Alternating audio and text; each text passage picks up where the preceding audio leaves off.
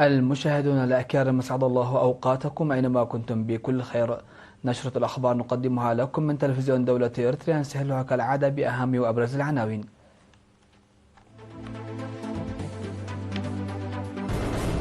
فخامة الرئيس إسياس أفورقي يجري حوارا معمقا مع وسائل الإعلام الوطنية حول الأوضاع العالمية والإقليمية الراهنة.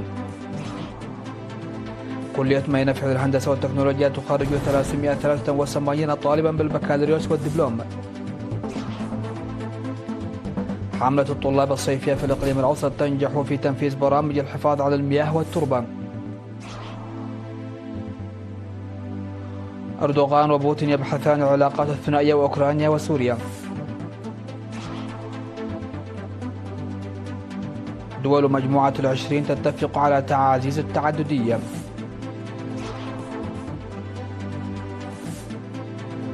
والصين تعلن خطة تواجه تحدي التراجع السكاني.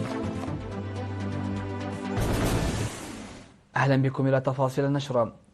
أوضح فخامة الرئيس إسياس أفورقي فيما يتعلق بالوضع العالمي الحالي أن خيار شعوب العالم أجمع هو العيش في عالم تسود فيه العدالة والسلام والاحترام المتبادل، ولكن المصالح المتنافسة للحرب الباردة بعد الحرب العالمية الثانية وما بعد انتهاء الحرب الباردة أدت إلى محاولات تحقيق نظام القطب الواحد إلى تقويض تطلعات شعوب العالم بشكل عام، وحرمت شعب إريتريا بشكل خاص من حقه الطبيعي في التحرر مع الاستعمار، وأنه أجبر على الكفاح المسلح لنيل الحرية. وذكر أن نضال شعوب العالم لن يتوقف ما دامت هناك سياسات العنف والنهب، موضحا أن التطورات التي نشهدها في مختلف مناطق العالم تشير الانتقال نحو نظام عالمي جديد، وأنه لا توجد خريطة طريق للنظام العالمي الجديد، مضيفا أن المحاولات القائمة ليست أكثر من لعبة علاقات عامة بغض النظر عن التوقيت والشكل، فإن عملية الانتقال أمر لا مفر منه، وأنه من الضروري إقامة شراكات جهات تعني التغييرات لتوجيه معطياتها. وفيما يخص القارة الأفريقية، أوضح فخامة الرئيس إسياس أفورقي أن أفريقيا تعرضت للنهب الاقتصادي والاعتماد على المساعدات على مدى السنوات 80 الماضية، في حين تم نهب مواردها الطبيعية والبشرية، مشيرا إلى أن التطورات العالمية الراهنة وخاصة تراجع وتوقف المساعدات تشكل حافزا إيجابيا للأفارقة. وذكر أن أفريقيا تحتاج إلى الابتعاد عن سياسات واقتصادات العبودية والانتقال من منهج بيع المواد الخام إلى منهج الإنتاج والتصدير، وقبل كل شيء من التمييز السياسي الضيق والانقسامي الذي يخلق أرضا خصبة للنهب، وإنشاء منصة للتعاون والتكامل على المستويين الإقليمي ودون الإقليمي. وفيما يتعلق بالعلاقات الإريترية الأمريكية، قال فخامة الرئيس إسياس أفورقي إن شعب إريتريا كان ضحية سياسات الولايات المتحدة الأمريكية الخاطئة لمدة 80 عاما، موضحا أنه بعد الاستقلال ودون أن نكون رهينة للتاريخ الماضي جرت محاولات للدخول في تعامل بناء مع الولايات المتحدة في عام 1991 تاركين الظلم للتاريخ، ومع ذلك أن السياسات لم تظهر بعد أي تغيير، مضيفا أنه بعد وصول الرئيس دونالد ترامب إلى السلطة في عام 2016 أعيدت محاولة التعاون، لكن السنوات الثلاثة من الإدارة الأمريكية الذاتها وكذا السنوات الأربع من إدارة بايدن اللاحقة ضاعت هباء دون أي تقدم، مؤكدا أن التعاون بين البلدين سيتم العمل عليه خلال الفترة الثانية للرئيس ترامب، وخاصة ابتداء من عام 2026 فصاعدا، مضيفا أنه لن يركز فقط على العلاقات بين إريتريا والولايات المتحدة الأمريكية، بل أيضا على تصحيح سياسات واشنطن الخاطئة في المنطقة. وفيما يخص بالخيانة المباشرة والتحايل والاتهامات الموجهة لإريتريا من قبل الحكومة الإثيوبية والحديث عن نافذة البحر، قال فخامة الرئيس إسياس إن مثل هذه الحملة والسياسة المخزية لم يشهدها التاريخ الإثيوبي من قبل، موضحا أن هذه القضية هي بمثابة هروب صبياني محبط إلى الأمام مدفوعا بالوضع الداخلي في إثيوبيا ولا تحظى باهتمام كبير، مشيرا إلى أن هذه القضية ليست على أجندة النظام في إثيوبيا، وهي جزء من محاولات أولئك الذين يحاولون السيطرة على الحدود لتدمير السلام والاستقرار في المنطقة. وقال فخامته إن على شعوب المنطقة أن تعي هذه القضية بشكل واسع وعميق، مشيرا إلى أن الشعب الإريتري في تاريخه دخل الحروب مجبرا إليها وليس باختياره. وفي رده عن السؤال الموجه إليه فيما يتعلق بالتحالف الإقليمي، أكد فخامة الرئيس سياسي أن جهود إريتريا الرامية إلى إرساء أسس التعاون والتكامل على المستوى الإقليمي لن تثنيها حالة الخيانة والاستبداد في إثيوبيا. وقال إن هدف إنشاء تحالف تكميلي واسع على المستوى الإقليمي مع القضاء على المؤامرات القائمة لا يمكن تأجيله تحت أي ظرف من الظروف، موضحا أن الجهود المبذولة حتى الآن لم تثمر النتائج المرجوة بسبب المؤامرات الخارجية والضعف الداخلي في المنطقة، وأن الجهود الحثيثة والتعاون والتكامل الجاري لإرساء السلام في دول المنطقة اليمن وإثيوبيا والصومال والسودان وجنوب السودان وغيرها من دول المنطقة لم ولن تتوقف حتى يعم الاستقرار في تلك الدول. وقال إنه رغم التحديات إلا أن وعي الشعوب في تزايد مستمر، والنضال سيستمر من أجل الفوز بهذا الاختيار الذي لا يمكن تعويضه.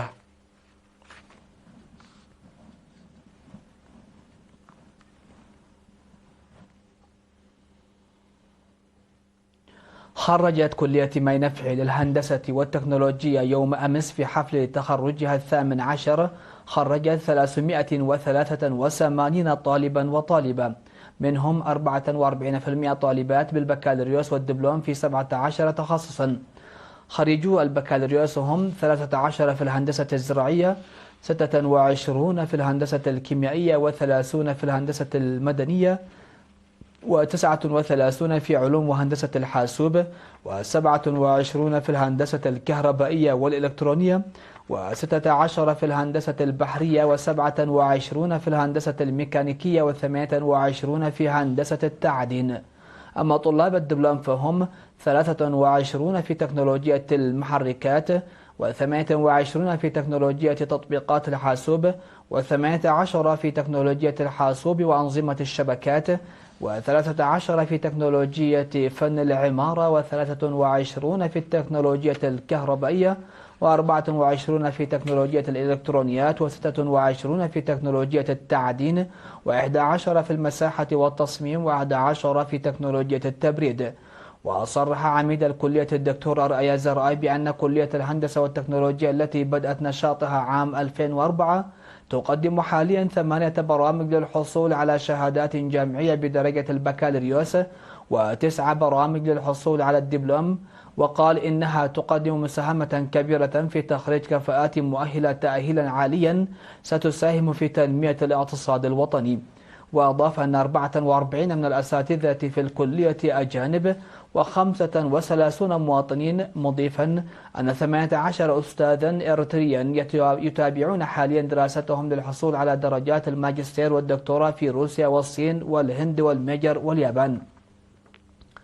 ومن جانبها شكرت ممثلة الخريجين جميع من بذلوا جهودا لمواصلة تعليمهم على أكمل وجه، وعربت عن استعدادهم لرد الجميل للحكومة والشعب على تعليمهم المجاني.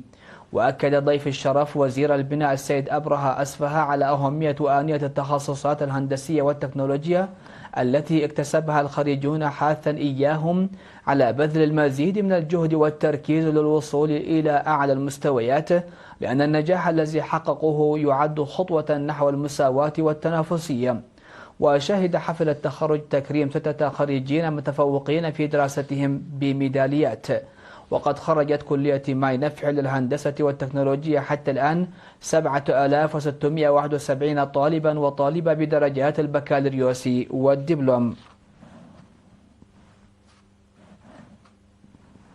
يشارك 8600 طالب في برنامج حملة التنمية الصيفية للطلاب هذا العام، بما في ذلك 40% منهم من الطالبات يدرسون في 22 مدرسة ثانوية واقعة في الإقليم الأوسط بأنشطة فعالة للحفاظ على المياه والتربة تحت إشراف الخبراء. وأفاد مسؤول حملة التنمية الصيفية للطلاب في فرع التعليم بالإقليم الأوسط السيد إفريم تخلو أن الطلاب الذين تم توزيعهم في المحطات من 7 من يوليو قاموا حتى الآن ببناء حوالي 14,000 متر من الجداول الجديدة، وحفروا حوالي 36,000 حفرة للشتلات، وزرعوا أكثر من 15 ألف شجرة. وأضاف أن 95% من المشاركين يعملون في مجال الحفاظ على التربة والمياه والتشجير، فيما يعمل الباقي في مجال السلامة المرورية ومركز الأبحاث والتوثيق وإعداد الملفات والوثائق الخاصة بوزارة الصحة وهيئة الإسكان ووحدة السجلات المدنية. وأشاد مسؤول قسم الزراعة في مديرية أسمرة وضواحيها السيد أبراهام إيوب بالعمل الذي قام به الطلاب، وحث المشرفين على بالعمل بمسؤولية لغرس حب التشجير وثقافة العمل الجاد. من جانبهم أكد المشرفون على العمل أن المشاركين يقومون بعملهم على أكمل وجه، موصين إياهم بالتعاون وتشجيعهم. ستستمر هذه الحملة التنموية لعام 2025 لهذا العام حتى 16 من أغسطس. نظم مكتب الجبهة الشعبية للديمقراطية والعدالة في الإقليم الجنوبي تدريب المرحلة المتوسطة في العلوم الاجتماعية في دق محرف الفترة من 10 وحتى 18 من يوليو. تم تقديم التدريب ل 188 عضوا من تنظيمات الموظفين المدنيين من 16 فرعا والذين تلقوا تدريبا أساسيا. تناول التدريب مفهوم السياسة وضرورة العمل السياسي ورؤية إريتريا في العلاقات الخارجية وسياساتها، وعملية بناء الوطن في إريتريا وأهمية الثقافة والقيم، ودور المرأة في المرحلة الحالية والأوضاع العالمية الراهنة والأنظمة العالمية وتأثيرها على إريتريا والأوضاع في القرن الأفريقي، بالإضافة إلى الاقتصاد والتعليم والتكنولوجيا. وأوضح مسؤول الشؤون السياسية بالإقليم الجنوبي السيد إدريس علي أن الهدف هو تعزيز برامج التنمية والأمن من خلال رفع مستوى الوعي والتنظيم والتفاني. وذكرت سكرتيرة الجبهة في الإقليم الجنوبي السيدة أمة نغوسي بدورها أن هناك أنشطة سياسية وحزبية مختلفة يتم تنفيذها لرفع مستوى الوعي لدى الأعضاء بشكل عام والشباب بشكل خاص، وأنه سيتم تنفيذ أنشطة سياسية تنظيمية مختلفة، وحثت المتدربين على لعب دور بناء فيما حولهم في هذه المرحلة الواعدة. وحث حاكم الإقليم الجنوبي السيد هبتاب تسفاسيون المتدربين حثهم على فهم أهمية المعرفة التي اكتسبوها والتأثير بشكل إيجابي على أقرانهم وبيئتهم. كما تم تنظيم زيارة المتدربون إلى مقبرة شهداء دك أمحري لتفقد سير الأعمال الإنشائية التي يتم تنفيذه.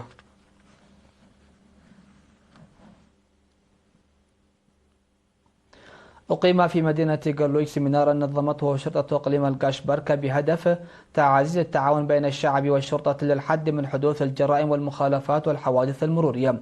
وأصرح قائد شرطة إقليم الكاشبركة المقدم هيلي ميكائيل تسفى جابر أن الهدف من السيمينار هو غرس الوعي العام حول القانون والجريمة وسبل الوقاية من الحوادث المرورية، مشيرا إلى أن دور المجتمع كبير ويتم القبض على من يحاول الاختباء بعد ارتكاب الجرائم أو الحوادث بالتعاون مع الشعب.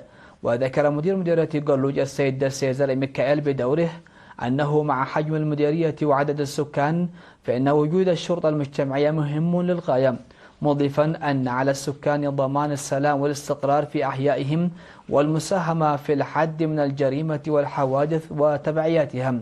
وطرح المشاركون في الختام مراقبة المركبات التي تعمل بدون لوحات ترخيص قانونية والحد من العربات المرور التي تفتقر إلى الفرامل ويقودها الصغار، وتعزيز إنفاذ القانون للقضاء على حوادث المرور.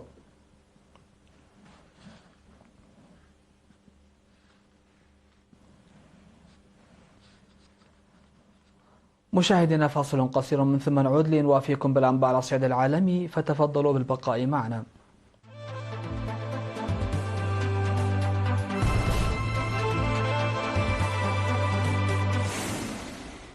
أهلا بكم على الصعيد العالمي. أجرى الرئيس التركي رجب طيب أردوغان اتصالا هاتفيا على نظيره الروسي فلاديمير بوتين بحث خلاله العلاقات الثنائية بين البلدين بالإضافة إلى الملف الأوكراني وتطورات الأوضاع في سوريا.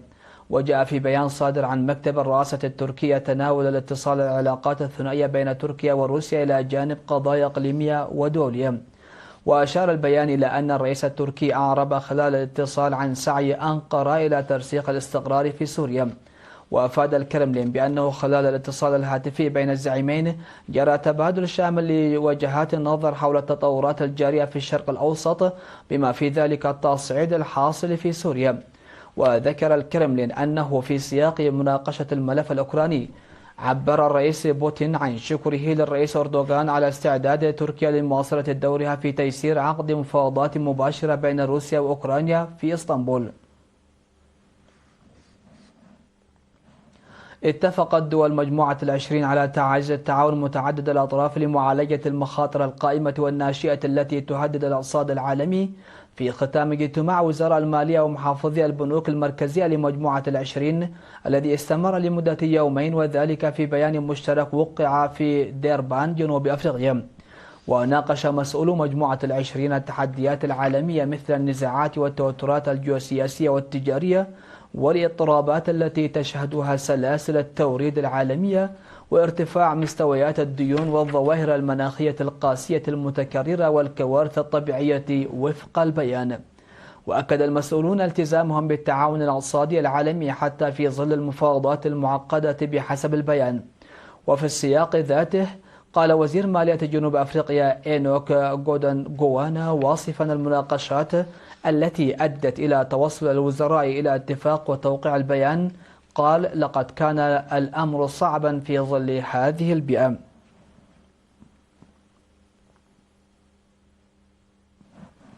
في خطوة تعكس قلق الحكومة الصينية المتزايد من الانخفاض الحاد في معدلات المواليد وتداعياته على مستقبل الاقتصاد، أعلنت بكين خطة جديدة لدعم الأسر ماليا من خلال تقديم إعانة سنوية قدرها نحو $500 أمريكي لكل طفل حتى سن الثالثة. وتهدف هذه المبادرة إلى تحفيز الإنجاب في بلد يشهد تراجعا ديموغرافيا غير مسبوق منذ عقود. وتأتي هذه الخطوة بعد محاولات متكررة من حكومات محلية على مدار السنوات الماضية للحد من تراجع المواليد عبر حوافز مالية ودعم سكاني، إلا أن نتائجها ظلت محدودة. ويبلغ معدل الخصوبة في الصين حاليا نحو طفل واحد لكل امرأة، وهو من أدنى المعدلات عالميا وأقل بكثير من مستوى الإحلال الإسكاني البالغ 2.1 طفل لكل امرأة. يعمل عناصر إطفاء على احتواء حريق غابات بالقرب من مدريد لف العاصمة الإسبانية بدخان كثيف الجمعة. وأتى الحريق الذي اندلع على بعد حوالي 50 كيلومترا جنوب غرب المدينة على 3100 هكتار وفق ما كتبت حاكمة المنطقة إيزابيل دياز أيوسو. وتم إرسال أكثر من 100 عنصر إطفاء ووحدات طوارئ من الجيش الإسباني لإخماد النيران واحتواء الدخان. وقالت هيئة الطوارئ في مدريد إنه لم يتم بعد احتواء الحريق، محذرة من أن الرياح قد تصعب المهمة. وأتت الحرائق هذه السنة على أكثر من 25,000 هكتار في البلد بحسب نظام المعلومات الأوروبي بشأن الحرائق الغابية.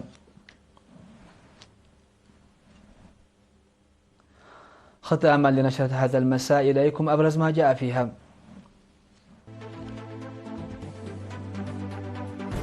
فخامة الرئاسة الأفريقية يجري حوارا معمقا مع وسائل الإعلام الوطنية حول الأوضاع العالمية والإقليمية الراهنة.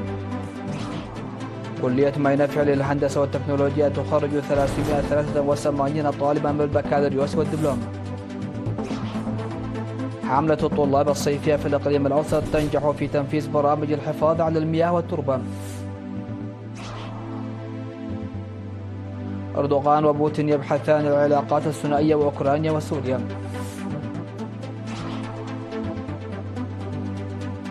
دول مجموعة العشرين تتفق على تعزيز التعددية.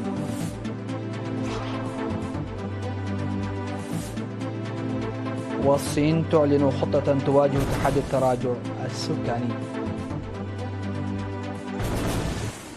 مشاهدينا الأكارم، هكذا نكون قد وصلنا وإياكم إلى نهاية نشرة هذا المساء.